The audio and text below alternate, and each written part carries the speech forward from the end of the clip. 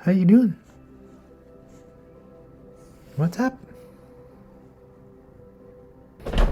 Move out of the way, Baldy. We're taking a look at the Corsair 4500X. So Corsair has been on an absolute mission lately when it comes to new cases. I swear they've had so many new cases released this past year, and now we've got the Frame 4500X. In this case, it's available in black and in white, and there are two versions available. There's the LXR version, which we have here, and that comes with 3 LX reverse blade fans pre-installed, and also has the IQ Link controller pre-installed. Then there's the RSR version, which has 3 RS reverse blade fans pre-installed and does not come with a controller. And this case has a singular piece of glass right here. So you can see we just have a seamless transition towards the front, and this is just one piece of glass. And I've done a few cases that have this, but I think Corsair has nailed it for having the easiest to remove. And we'll go ahead and show that off in a bit, but a really clean look. And now you can see the entirety of your build. So down at the front right here, we've got the power button, we've got the combo audio jack, we've got 2 USB Type A and a USB Type C. And we've got a nice elevated base so we can get fresh air into a bottom fan right here and into our PSU. And if we take a look at the back, we've got this cool design right here that continues towards the top. You can see our side fans can get a bunch of fresh air in. And then looking at the top, we've got that design that just kind of continues and flows through, which I think looks really clean. And then we've got solid over here. Then if we take a look at the rear, we've got ventilation for our rear fan. Our motherboard's gonna sit right here. We've got our PCIe slot covers, and this can be rotated to vertically mount your GPU. We have these 2 screws right here, and these are captive, so you just loosen those, and then you can rotate that 90 degrees to vertically mount your GPU. And then our power supply is gonna be mounted horizontally down at the bottom.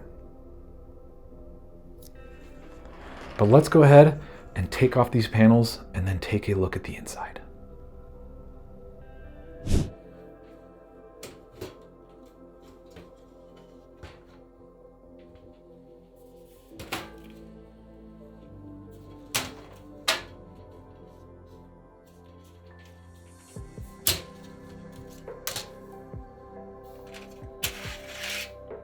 So all of the panels have been removed, and there's the giant piece of glass over here.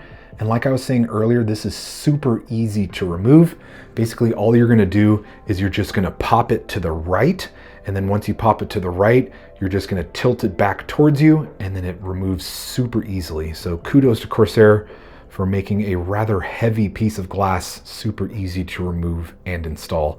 And then once that's taken off, we have a ton of access to our build. There's basically nothing blocking us from getting to all the components in the build. So building in this should be super easy. And then there was a dust filter that's removable at the bottom. And then on the side, it is not removable, but there's also a filter here, so you can actually take this off and clean it periodically. Then as far as fan support, you can fit 3 120mm fans on the side, a 120mm fan down here at the front. Then you can fit 2 on the PSU shroud. You can fit 1 on the rear, and then you can fit 3 120mm fans on the top. And then if you want to go with 140mm fans, you can fit 2 on the side, you can fit 2 on the top, and then 1 on the rear. So there's a ton of options for fans in this case, but this comes pre-installed with the LXR fan, so I'm gonna go ahead and use those throughout the build with the IQ Link system. Then as far as motherboard support, you can fit up to eATX motherboards, and then also back connect ATX motherboards. We've got a built-in GPU sag bracket, and I do like this style because all you do is basically loosen this right here, and then you can move this up and down, which for this style case I think works great because most larger GPUs will overhang this piece right here, so you'd need a really tall stand in order to get to it. So a built-in GPU sag bracket like that works really well. And then basically once the GPU is installed, you can just get a screwdriver and come from this angle and then find the perfect location and then just tighten it down. So you don't even need to go to the rear of the case to tighten that down. So that's nice to see. And then as far as radiator support, you can fit up to a 360 millimeter on the side, up to a 360 millimeter at the top, and then up to a 140 on the rear. It's a really interesting case so far. Let's see if there's anything on the front that I'm forgetting to talk about. We'll come back if I forgot something. Oop, I've got things in the way over here. Okay, so taking a look at the back, because this is the LXR version, we do have the IQ Link controller pre-installed, and it's magnetic and actually has like a perfect little cutout for it. So that's kind of cool. It just boop, magnetizes right into place. So it looks like we've got a decent amount of area for cable management. Power supply is going to sit down here. Then we've got this whole space right here to hide some cables. And then we've got the front IO cables are coming out right here, and they have wrapped them with this little vinyl sleeving. And then that continues up here, and then it actually cuts off right there, and there's all of our front panel connectors. We've got some tie downs right here. We can fit some HDDs on here. Excuse me, you can fit one HDD, and you can fit two 2.5 inch SSDs on here. Then we've got a captive screw right here if you don't want to use this at all. But we've got my IQ Link controller, which I may relocate for the build because you guys know I'm crazy with cable management. So we'll see once I get there. Then we also have some Velcro strips right here for cable management. So once I'm all done with this, we'll see how the cable management is. Because it's not like a dual chamber where you have a ton of room, but it seems like we'll have enough to get the job done. And then those not familiar with the IQ Link system, you can basically, it's got 2 channels, and then you can have 12 devices per channel. And then it does require PCIe power. And then this is going to go to a USB 2.0 header on our motherboard. And this is currently going over to our side fans. So we're going to link all of those together. And then as far as what the case comes with, we've got all of the hardware in this box right here. We've got some zip ties. We've got all of the screws necessary, all individually packaged, which should make it easy. And then we've got this right here. So if you're running a back connect motherboard, you can actually place this right here. So it'll actually clean this up and you won't see the large cavities right there. But I think that's about it when it comes to the case. So I think it's time to get into the build.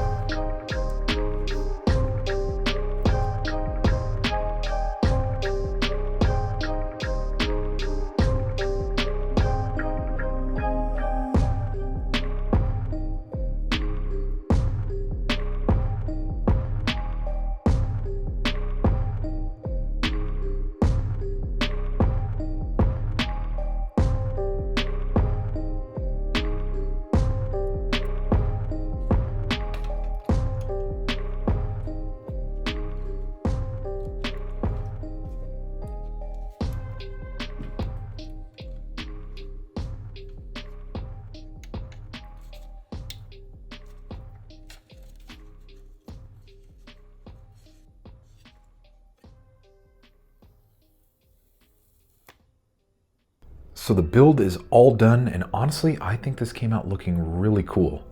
The glass has a slight tint to it, which makes the components look a little bit darker, but the RGB is shining through really nice, and we've got a black and white theme going throughout. I'm gonna call it the zebra build, and we'll dive into that more once we get all the panels off, but we'll do a little tour of the exterior of the case and the finished build. But I think this looks really cool. What do you guys think? Here's a view of the front.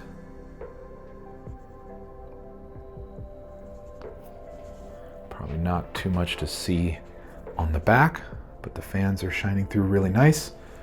Here's the top, which is mostly being blocked by the radiator, so nothing much to see up here. But overall, I think this looks really cool. But let's take off these panels finally and then talk about the build.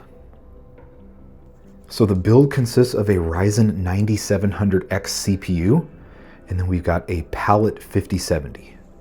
We've got their Gaming Pro model here, which I think matches the black and white theme really well. We've got an Asus B850 Strix motherboard.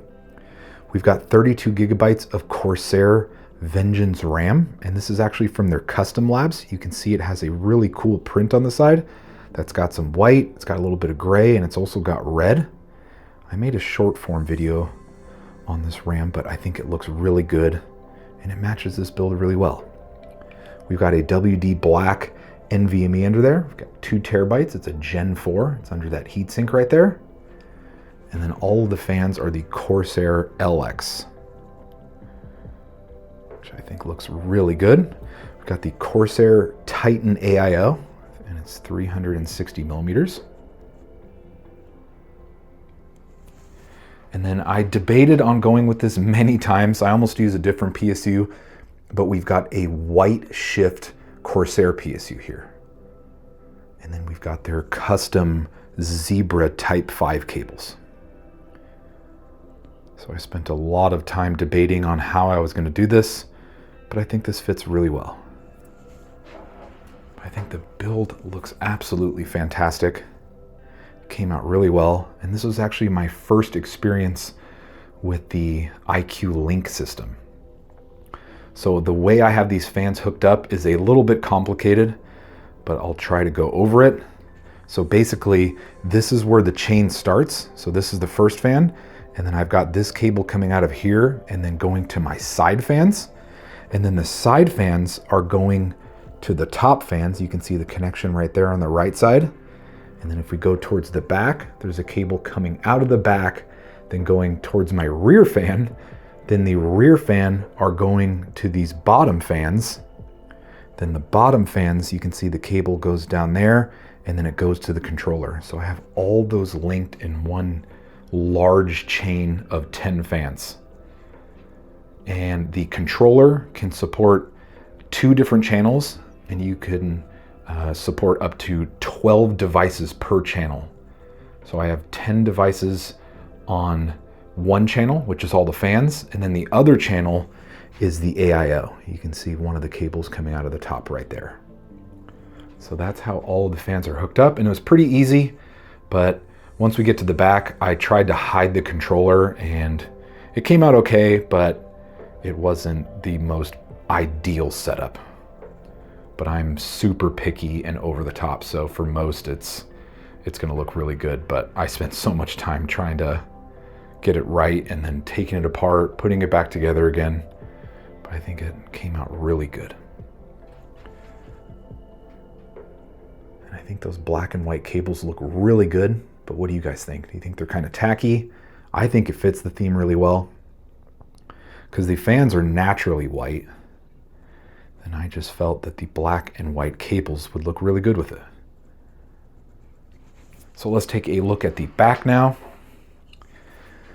So all the connections for the PSU are coming out on this side, and then we've got my CPU cables coming up this way and then over towards the motherboard.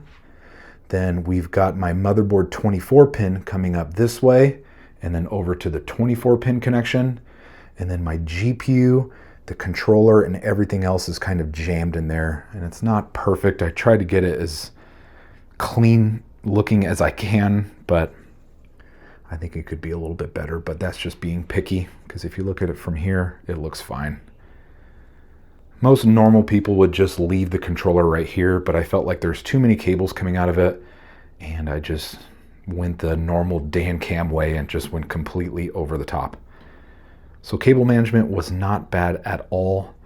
I'm just way too picky and spent way too much time, because as you saw in the montage, I did show some of the cable management, but I did so many different methods, and I even had a different PSU in there at one point. So I didn't film the entire thing, so I apologize for that, but it just ended up being taking it apart, putting it back together, taking it apart, putting it back together, and then I ended up with this setup right here, which I'm really happy with. So what do you guys think of the cable management? Not bad. I definitely could clean up down there a little bit, but most people do not care about the back of the PC, so it's just whatever. But I'm happy with how it turned out. So what do you guys think of the build? Clean? What do you guys think of the case?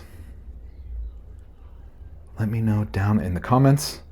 Like the video, subscribe if you enjoy my comment, share it with your friends.